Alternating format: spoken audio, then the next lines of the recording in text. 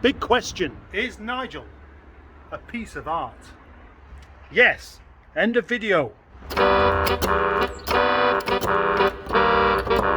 Obviously that isn't the end of the video, that's the start of the video with this particular question. Is Nigel a piece of art? Well, is it a subjective matter? No, it's not. Let's repeat the question. Is this car a piece of art?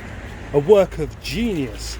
An inspiration to all that is different? Or is it more like the insane ramblings of a bearded piss artist? Tough one.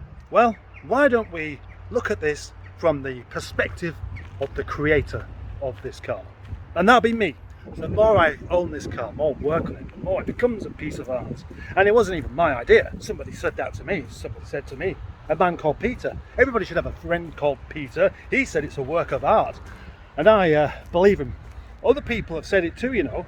Please, go ahead. Have a look at the original pictures of this car. As this car started as just a gold car that was rather unloved and tatty looking, a few panel changes here and there, it started to look a bit more tidy, but certainly very unusual. Some people started to like it. Others wondered when I was going to have the car resprayed. And others simply don't get it whatsoever. Three things have happened that now make me feel that this really is actually more than just a car, but a piece of art. Many people have said to me, why don't I mismatch the interior? And it was a thought I had myself before that. But I didn't like the idea because I thought it would look well, a bit stupid, frankly. Suggested to me that I should mismatch the wheels. As long as they're all the same size, what's the problem? Well, I had thought of that and I didn't like the idea because I thought it would make it look stupid. You may think that there's a hint of sarcasm there, but actually there isn't. Genuinely think it would look stupid. Other people, in fact most people, have wondered when I'm going to put a different tailgate on this car as well. And that is not going to happen. And I had thought about this idea and decided against it because I don't like the idea. For this car to be properly mismatched, it also has to be somewhat unfinished. So it's more finished by leaving something unfinished. And I honestly think it looks better with the tailgate as it is.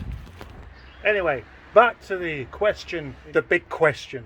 Is Nigel a piece of art? Well, actually, it's not a big question at all, is it? 6 words, and only one of those has more than one syllable.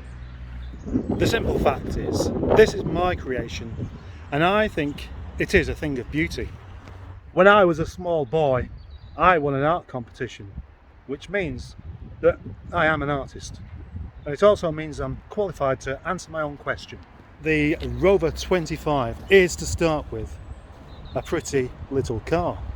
It's cute. It is the perfect canvas for such a custom job.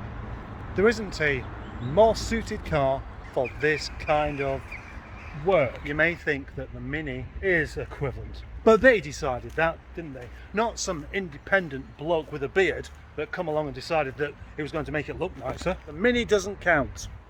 This car may look like it's just a bunch of random panels all thrown together, but there's a lot more to it than that. The wheels, they have to match. If they don't match, it will look wrong.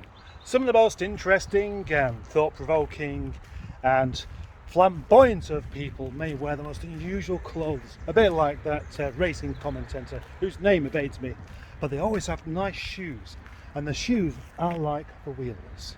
If you're going to wear something interesting and flamboyant and original and daring, you don't really want to finish it off with a brown shoe and a Nike trainer. The red door is the perfect contrast against the gold body, and with the original black trim in and the red trim over there to complement it, that is style in itself. From the rear, it looks almost normal, I suppose, with the Wedgwood blue bumper. The trophy lights don't look particularly out of place, and the boot spoiler isn't particularly noticeable directly behind. Driver side, this sonic blue door again is a perfect contrast against the gold colour. But this is a streetwise door, and that means the panel is indeed bigger. And it would look rather strange if I didn't match it with the quarter panel. The chromed capped mirrors and the roof bars work well together to make this look kind of modern, but also not modern at all.